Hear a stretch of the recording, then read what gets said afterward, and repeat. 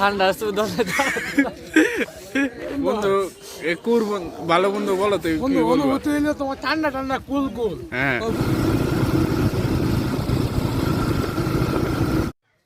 Hello everyone, কী অবস্থা সবার? আজকে যাবো রস খেতে।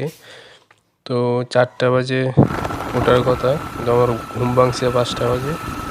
তো সবাই ওয়েট করতেছে, চলেন।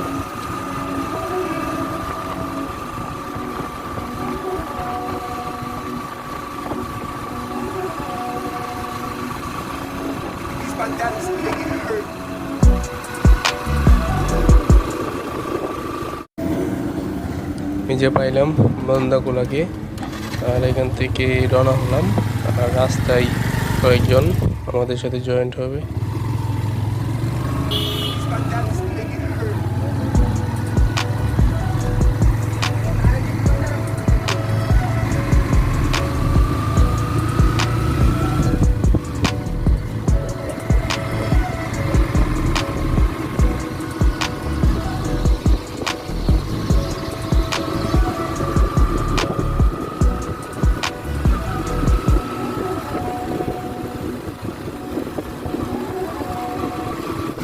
অনেক কুয়াশা আর ঠান্ডা, কিন্তু দৃশ্যগুলো আসলে অনেক সুন্দর। সকাল হচ্ছে ধীরে ধীরে।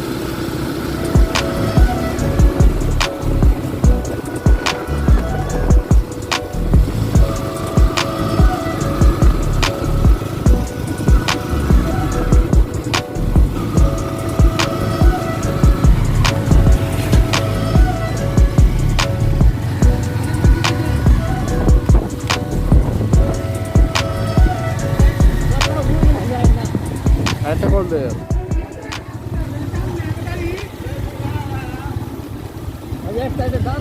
এখানে একটু দাঁড়ালাম, আরেকজন আমাদের সাথে জয়েন্ট হবে।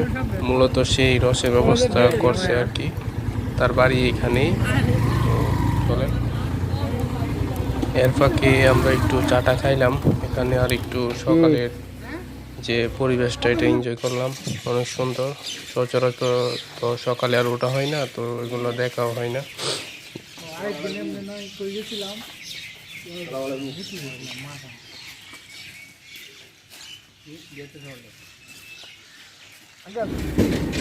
বাইকে ওঠার সময় একটা মজার কাহিনী হলো, দেখেন। 14 ডিগ্রি সেলসিয়াস।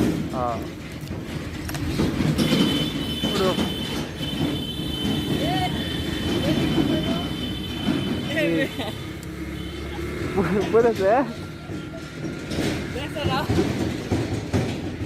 হ্যাঁ রে, একটা কাগজ দাও, কাগজ দাও। এই যে উপরে পক্ষী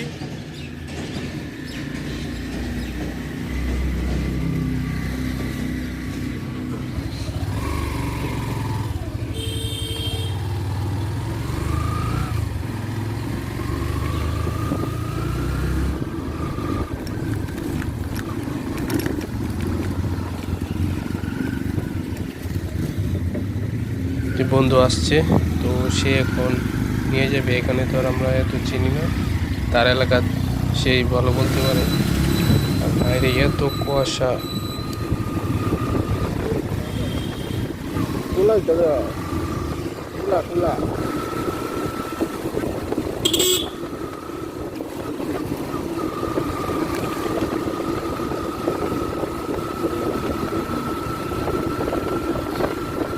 ফাইনালি আসলাম সেই কাঙ্ক্ষিত প্লেসে।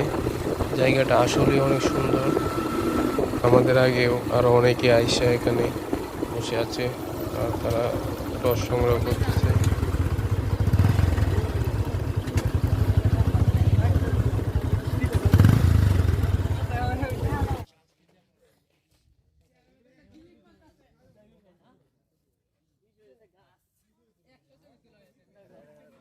সবাই তো মহা খুশি।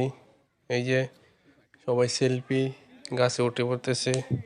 তো শুনি ওদের অনুভূতি কি।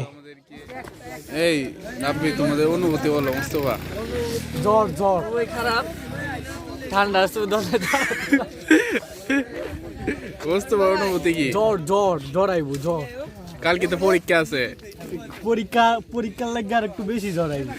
যে টেনশন আবার এসটিউট পরীক্ষা না বন্ধু ভালো বন্ধু বলো তো বন্ধু অনুভূতি হইলে তোমার ঠান্ডা ঠান্ডা কুল কুল হ্যাঁ বুঝতে অনেক ঠান্ডা তোমার হিন্দে কি করবো আচ্ছা এই যে গুদলে মাঠে দেখছিলাম না ভালো থাকো তুমি ভালো আছে?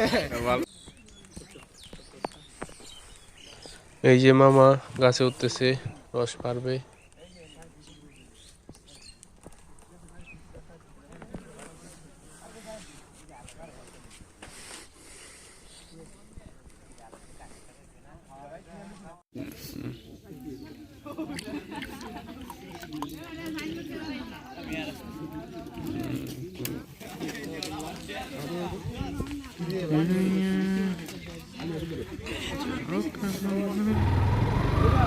রস খাওয়া শেষ, তো সবাই বাড়ির উদ্দেশ্যে রওনা দিলাম।